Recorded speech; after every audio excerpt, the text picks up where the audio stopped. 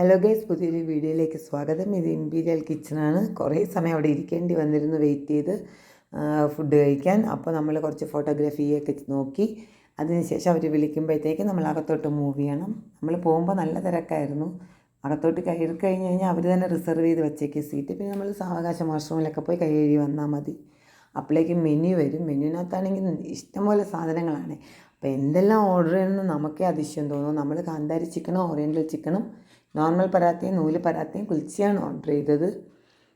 Food വരാൻ തന്നെ എങ്ങനെയും ഒരു 15 to 20 മിനിറ്റ്സ് അപ്പോഴും വെയിറ്റ് ചെയ്യേണ്ടി വരും. വിശന്ന് ഭയങ്കര വിശന്നിട്ടാണ് ഇരുന്നത്.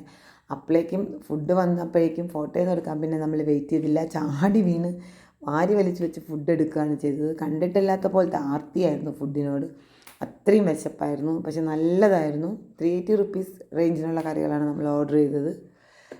നമുക്കത് ഇനഫ് ഫുഡ് തന്നെയായിരുന്നു. കുഴപ്പമൊന്നുമില്ലായിരുന്നു. നാരായണന് നോർമൽ പറാത്ത ഓർഡർ ചെയ്തത്. അത് കഴിഞ്ഞിട്ട് നാരായണനും അനിയത്തിയും ബ്ലാക്ക് ടീ ഓർഡർ ചെയ്തു. അത് കഴിഞ്ഞ് കൈയൊക്കെ കഴുകി വരുമ്പോഴത്തേക്കും ഏതെങ്കിലും ഒരു സ്വീറ്റ് ഓർഡർ ചെയ്യാമെന്ന് വിചാരിച്ചിട്ട് നമ്മൾ സാൻ സെബാസ്റ്റ്യൻ കേക്കാണ് ഓർഡർ ചെയ്തത്.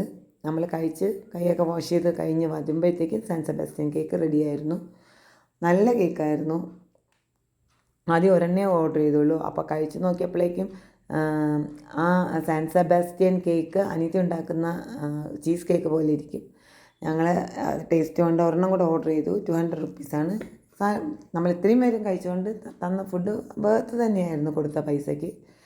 അത് കഴിഞ്ഞ് നമ്മളെല്ലാവരും സാൻ സെബാസ്റ്റ്യൻ കേക്ക് ഒന്നും കൂടെ ഓർഡർ ചെയ്ത് കഴിച്ച് അവിടെ നിന്ന് ബില്ലും പേ ചെയ്ത്, നമുക്ക് അവിടെ തന്നെ വേണമെങ്കിൽ QR കോഡ് വഴി ബില്ലും പേ ചെയ്യാൻ എഴുന്നേറ്റ് പോകണമെന്നില്ല.